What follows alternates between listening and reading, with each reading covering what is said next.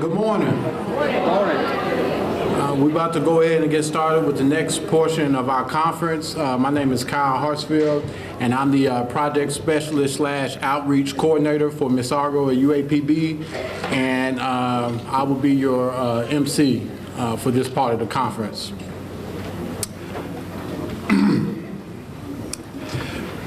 Dubbed the world's greatest entertainer for his unrivaled ability to rock a crowd, Harlem native Doug E. Fresh began his musical career at age 13. The originator of the human beatbox, he spawned an international hip-hop trend.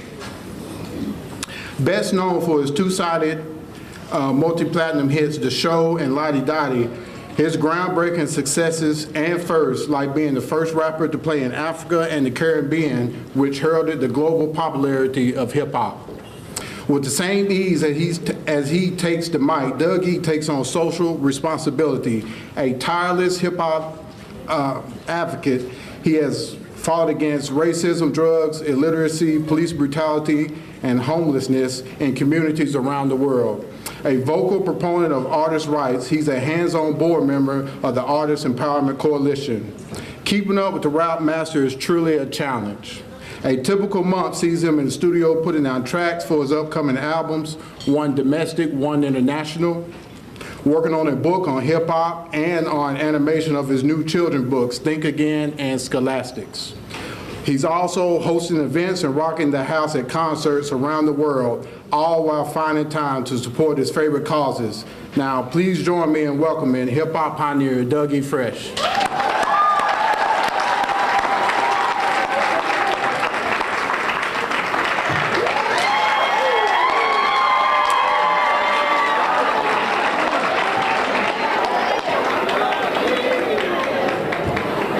Hello, hello, hello.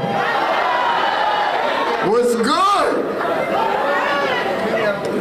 All right, all right. Feel good in this room. So where's everybody from? Oh,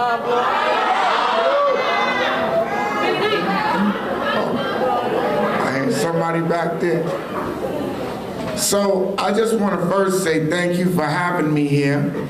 My name is Doug E. Fresh, and I've been doing hip-hop for a very, very long time, and I'm gonna kick it with you for a little while, tell you about a couple of things that's going on with me, some of the things I learned in my experiences in the hip-hop game and just in life, and we're gonna have a little fun for a couple of minutes. It's gonna be a cool conversation, all right?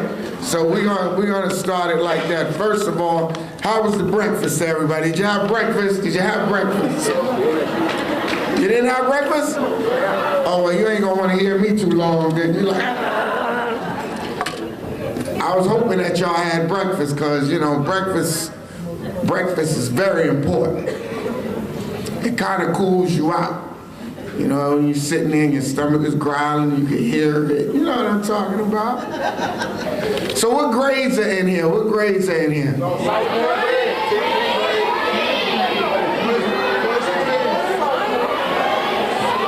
How many of y'all like hip hop? Who like hip hop in here?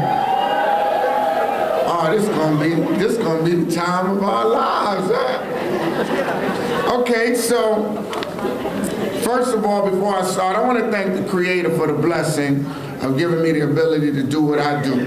And I've been doing it for a while, and I am thankful for the opportunity to still be here and see this new generation embrace and appreciate the contribution of a Dougie Fresh. Do you know how to do the Dougie? Yeah. Do you know how to do the Dougie?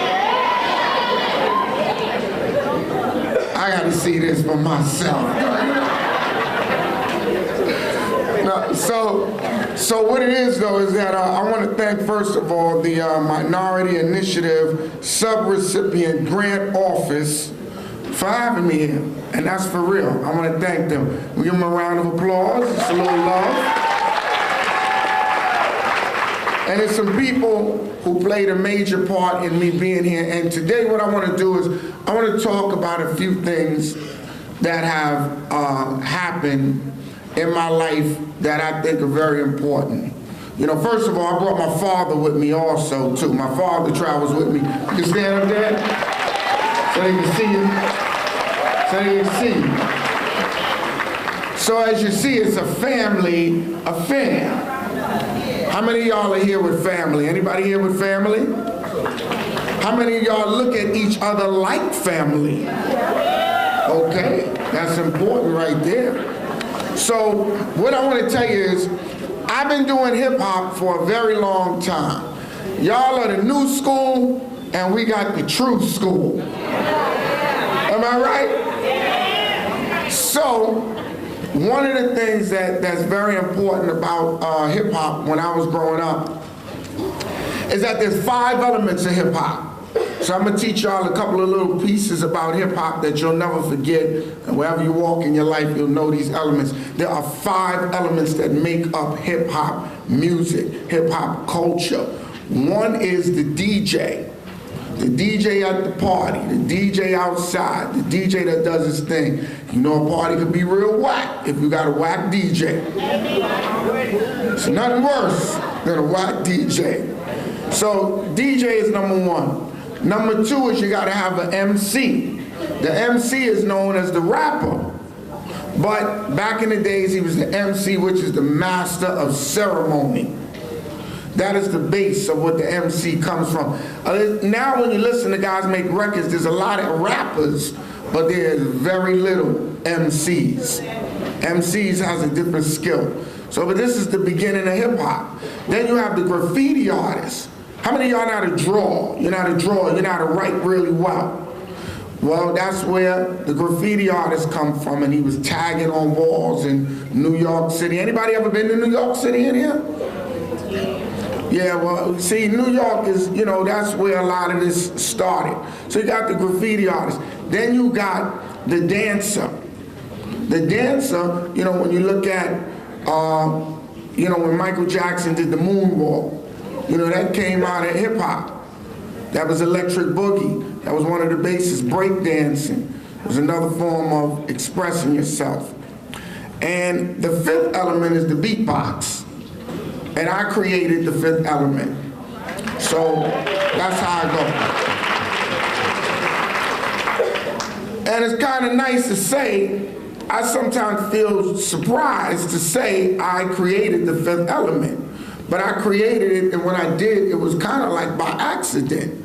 You know, how many of y'all walk to school, or you walk a lot? You walk a lot when you gotta go. I mean, obviously, I know you gotta drive out here, but you know, you do a lot of walking. Anybody do a lot of walking out here? Well, I used to walk to school all the time, and when I walked to school, I came up with this thing called the beatbox, but I didn't even really know I was coming up with it. I would just walk to school, and I didn't have, you know, a Walkman or iPad, iPhone, you know, any kind of device.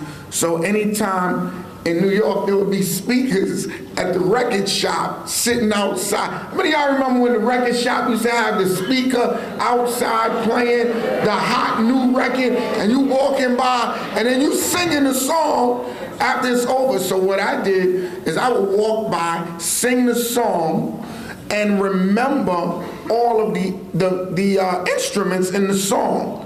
It's very kind of, I don't know how I was doing that. I think we all do it, but I was just paying more attention to it because I was walking and I was by myself.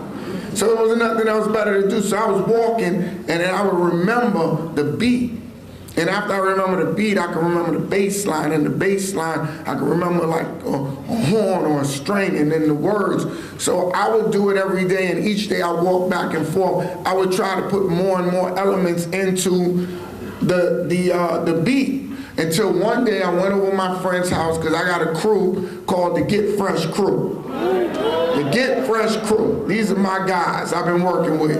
And Barry B from the Get Fresh Crew, one day we was in between, I was rapping, you know, rhyming, and he stopped the music, and I started going, dun, dun, dun, dun, dun, dun. And he was like, dang, he said, yo, what is that? Yo, what is that? What is that you doing?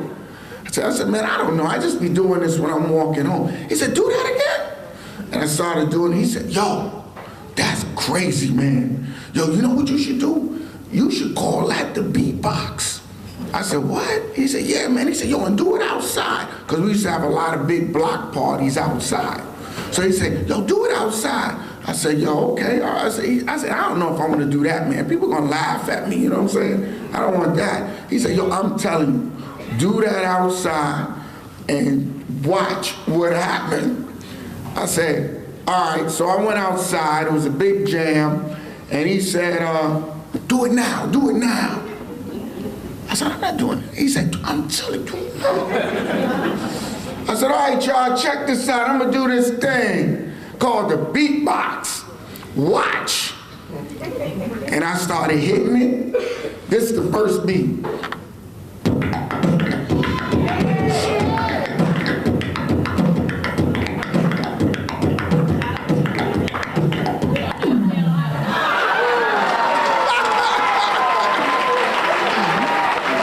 That was the first beat.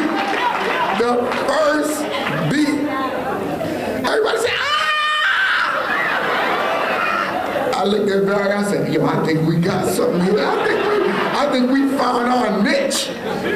So then afterwards, then it started to spread on, and then you got the Fat Boys, you got Bismarck, and you got so many artists. There's a kid from Korea who sent me a videotape of this kid. He went to the Apollo. He was unbelievable. He got up there. I got another kid out of Paris. They got something going on down in the BET Experience coming up soon in LA, and they sent me a videotape of another young man. Then Blake Lewis from American Idol. I went there to the show, and then he called me up. He seen I was in the back. He asked me to be his guest. So I was the first guy on American Idol to ever perform hip-hop on American Idol. You know, normally they have you do a guest appearance with someone, you know. And it's kind of opened up a lot of different doors, and it created a dimension of expression for everybody to do. Everybody ain't a great rapper. Everybody ain't a great dancer. Some people do the beatbox and they don't even know they're doing the beatbox. So it turned into this. So this is what hip hop is about. It was about fun, celebration, expressing yourself, and sharing different creative expressions. Now hip hop started because in New York City there was a lot of gang violence. How many of y'all, do y'all have any gang violence out here? Okay, it's affecting the whole entire country. I mean, everywhere. So one of the ways that hip hop was, you know, how it came in and really calmed everything down is because instead of guys getting into any kind of guns and knives, what they did is they started battling as a DJ. They started battling rapping, started battling as dancers. So it kind of like took the energy and turned it into something positive. And then from that, now you have a multi-billion-dollar business called hip-hop. I mean, it's huge, it's unbelievable, it's changed the world. I mean, things will never be the same because of hip-hop. Now, hip-hop has its good things, and hip-hop has its not-so-good things. One of the things in hip-hop that should not be promoted all the time, in my opinion, because of the way that I grew up, I never had to smoke to be high on life. I never needed it because, you know, when you exercise, when you eat right, when you're having a good time, you automatically feel good. But when you are bored, depressed, and you're just hanging out with nothing to do, you have the tendency to slip into things that you really shouldn't be doing. So a lot of times it's about trying to keep your energy up, hanging out with the right people, because you hang out with the wrong people, sometimes you're gonna get caught up in the wrong game. How many of y'all hung out with people that you know you shouldn't have been hanging out with and something happened? You know, let's keep it real. It happened to me too. It happened to all of us in our lives, you know? Now, one of the things that I always promoted in hip hop, because when I started, I was the first guy who came in there. I was walking around with water. You know, I'm not a person that drink. I don't do that. It was just things that I was not into, because I always said your health is your true wealth. No matter how rich you are, no matter how much money you got, don't mean nothing if you do not feel healthy. Am I correct? I see so many people with so much money, but they are not healthy. They are not healthy. They can't breathe, they having issues, different things like that, because they're not looking at their health as being very important. So one of the things that really hurt people out here, and they've been hurting people for a long time, is cigarettes. You know, there was a lady, I was telling my father about this the other day, because I own a restaurant in Harlem. It's called Dougie's. I sell Jamaican food, soul food. How many of y'all like soul food? Y'all like soul food? How many of y'all like Jamaican food? Y'all had Jamaican food? It's real good, man. I'm telling you. Right.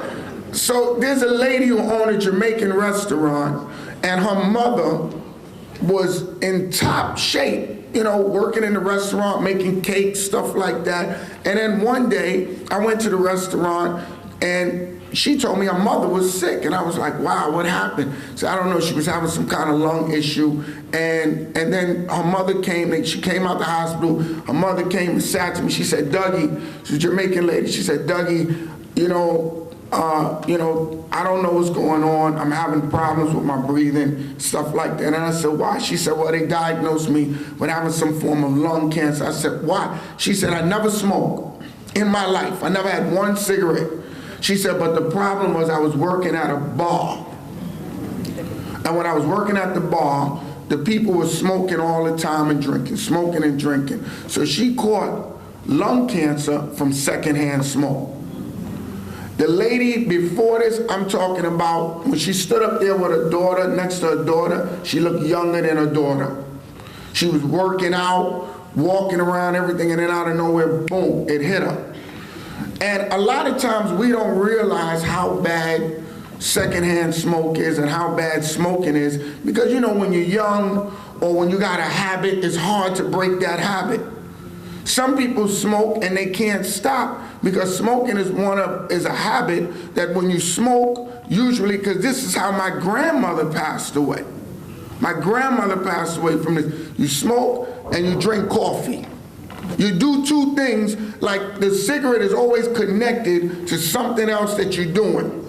So you got to stop that thing that you're doing in order to stop smoking, unless you have a certain level of discipline to stop smoking. So, you know, you got to think about your life down the road. Like, I never thought that at this time I would be seeing a lot of y'all here who are very young, who, when I made my records, I made songs that you probably don't even know I made.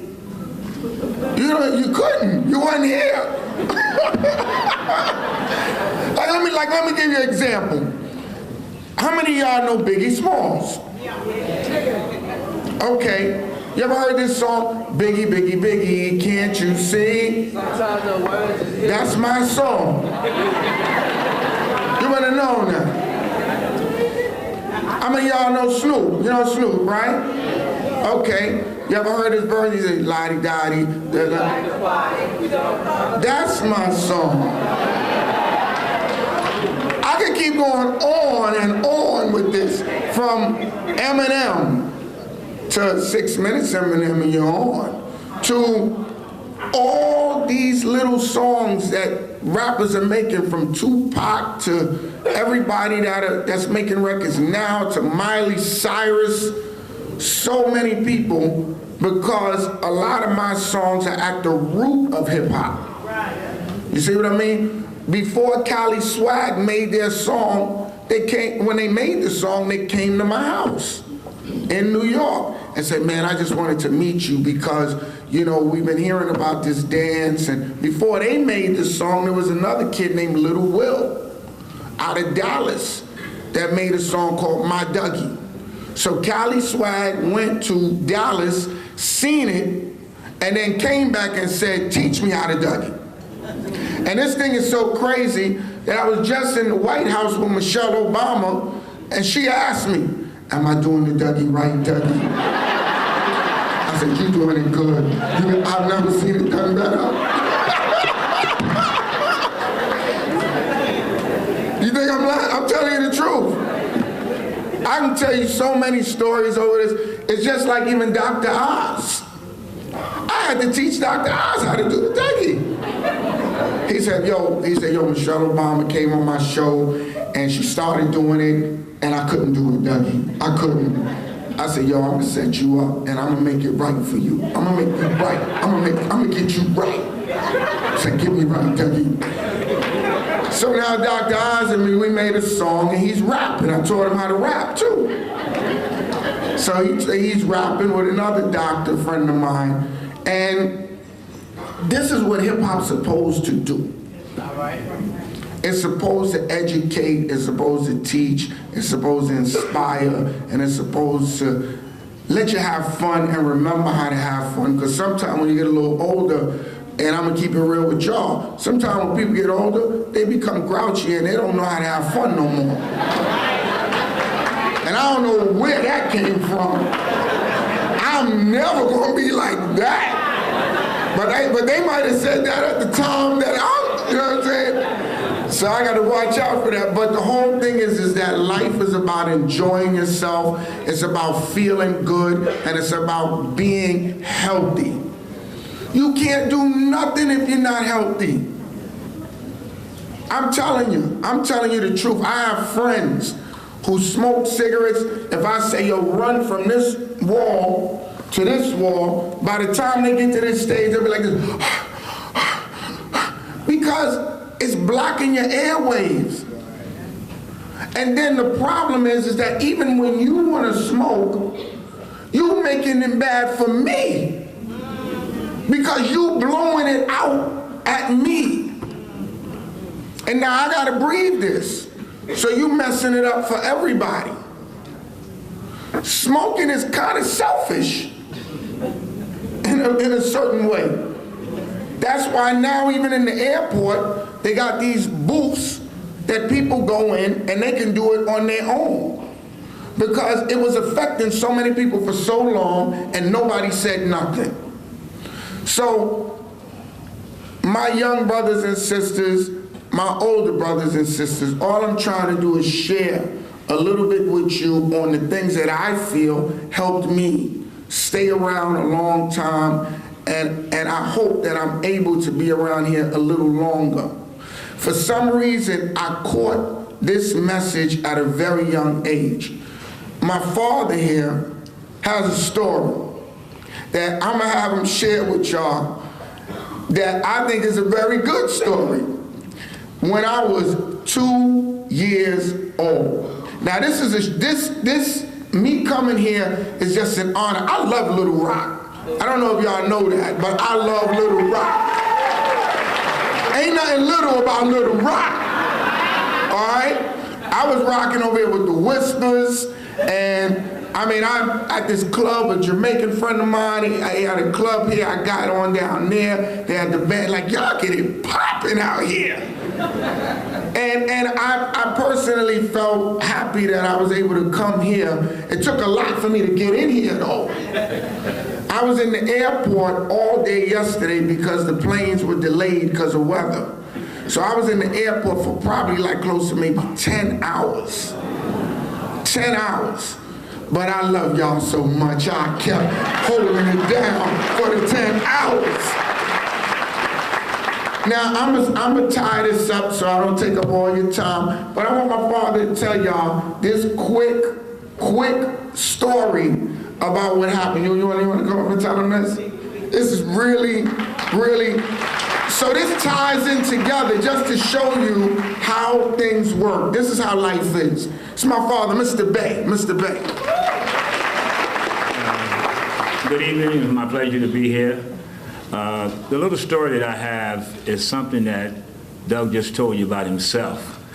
It just happened at 2 years old when the older people in here, remember the thing that you say, kick the habit and you jump up and kick your heels together? Remember that? Well, he was 2 years old and every time I came in the house, he said that. And I said, wow, he's 2 years old. He keeps telling me to kick the habit. What do you know about kicking a habit? That's when I stopped smoking. That was 45 years ago.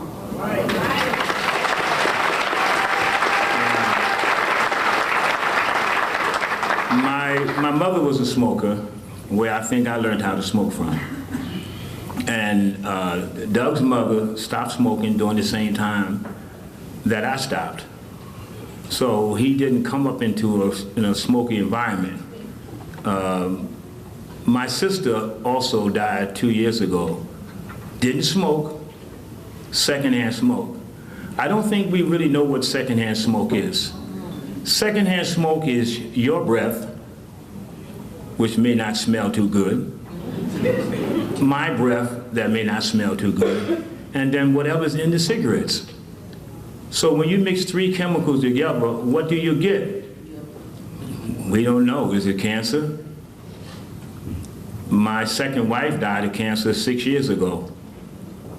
Combination of coffee, cigarettes, and sodas. I mean, I don't know if there's any doctors in the house, but have you ever put those things together and see what the results is?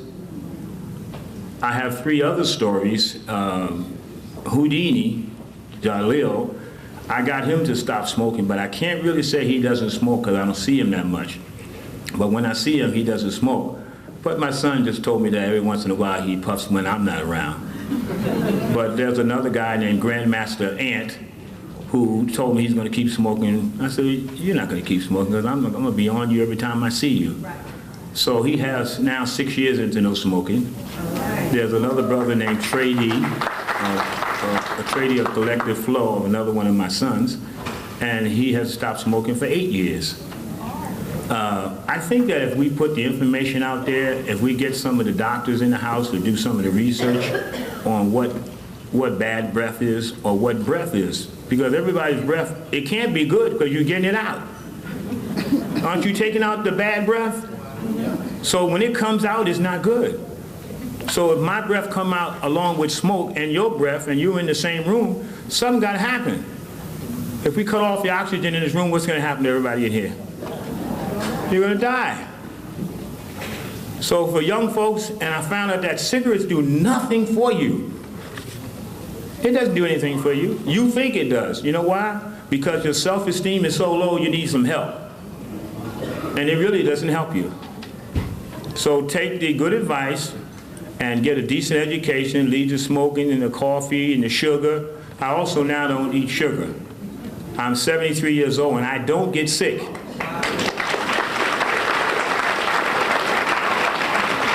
No sugar for 5 months. Something told me to leave the sugar alone. But at the time I left it alone, I had a little ache between these 2 knuckles here. I don't know what it is, I'm not a doctor. I had a little tightness in my feet, but I don't get sick. So one morning I woke up and something says, Hammurabi, just leave the sugar alone and see what happens. I left the sugar alone, and in like 30 days, all of that was gone.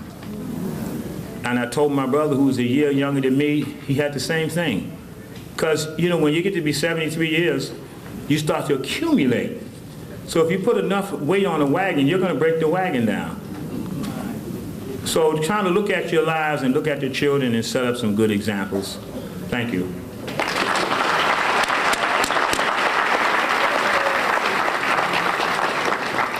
'73. And honestly, at 73, and I think that the old school, when I say the old school, I think the old school men must have been built to last, because at 73, I'd probably put him up against anybody in a push-up contest or whatever, because of just the lifestyle. But see, at 2 years old, I didn't know that what I was saying to him was gonna have that kind of impact. So I'm telling y'all this because you don't know the impact that you could have by just going home and telling the people that you know, yo, don't smoke, man. I was just checking out Dougie and he told me something and his father was there, and I'm telling you, I mean, it looked like smoking is not the move, man. It's something that we shouldn't really do, and I want you to be around. I love you. I care about you. See, and that's the thing that we have to use to motivate people to stop certain things. You gotta use love and concern. Sometimes you don't want to say something to somebody because you don't want to be the bad guy. Sometimes you got to be the bad guy. If the bad guy is going to keep you alive, But if you know, and you're doing it with the right intention in your heart, you understand? So I'm just saying this. Let me ask y'all something. How many of y'all here smoke? How many of y'all in here smoke? Honestly. They're like, well, I ain't gonna say I do now. No way. Not after that. Okay. How many of y'all have been offered the opportunity to smoke? And how many of y'all said, no, I'm not with it. That's not my thing. That's not my thing. Okay, well this is a very good thing here. How many of y'all agree with some of the things that you're hearing up here from me, from my father? How many of y'all agree with some of these things? See, I don't want this to seem like I'm preaching to you. I just hope that it's reaching you. You know, because you're going to go through life and you're going to make mistakes. You know, you're going to be that person that want to try certain things. But sometimes if somebody tried it before you, it ain't no need for you to try it if they tell you it's not good. You understand? It's all good. I don't need it. I'm good. If I tell you, yo, don't go to that restaurant over there, man. I ate there. I got a stomach pain that's so crazy. Their greens had me in the bathroom all day. Well, you gonna go to that restaurant? Unless you want pain. So that's where this is coming from. And once again, you know, I just want y'all to know that I appreciate coming here. I appreciate the time. I appreciate being here with y'all. And I hope that there's something in this conversation that makes you realize that your health is your true wealth. And no matter how much, I know everybody here want to be a millionaire, a billionaire, and all these different things, which is great. There's nothing wrong with you wanting to come up and make money. But don't put money in front of your health. Because you're not going to be able to enjoy it. You're not. I know people, this is the last thing I'm going to say. There's a young lady that a friend of mine's wife is working in a place where she's working in a place where it's toxic place where I guess they have asbestos and stuff like that. Put the mask on, and they pay like maybe $35 an hour, $40 an hour, or something like that. And the possibilities of her catching cancer working in this place is high. So they made the number high that she would get per hour to be in this place. So I was talking to him and I was like, that doesn't seem like a good job for her to take. But sometimes people are under so much financial pressure that they put themselves in dangerous situations. So my young brothers and sisters, try to make wise decisions and do not let money be your God.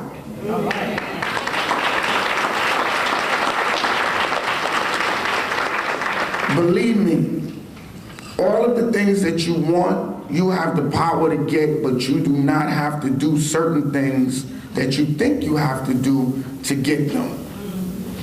There's so many gifts and so many talents that you have in here that let those things be the guide for you. And the number one thing while you're doing that is look out for yourself. Look out for the person that's with you. Look out for each other. If you know somebody's smoking and it ain't good for them, tell them.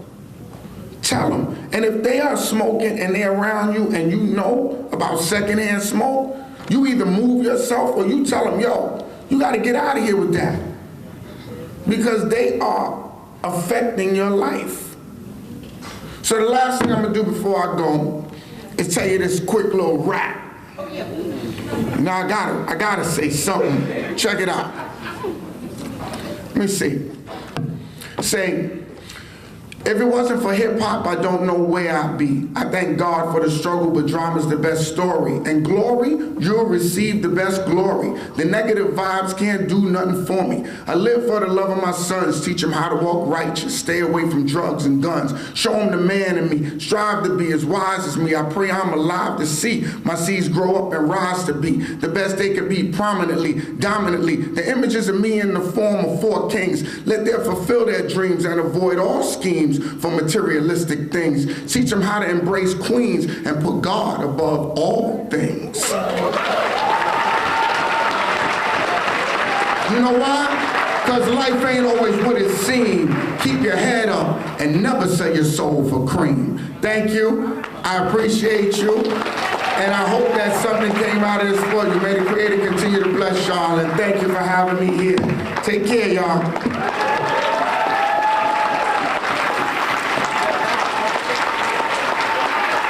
And can you give my pops a round of applause, please?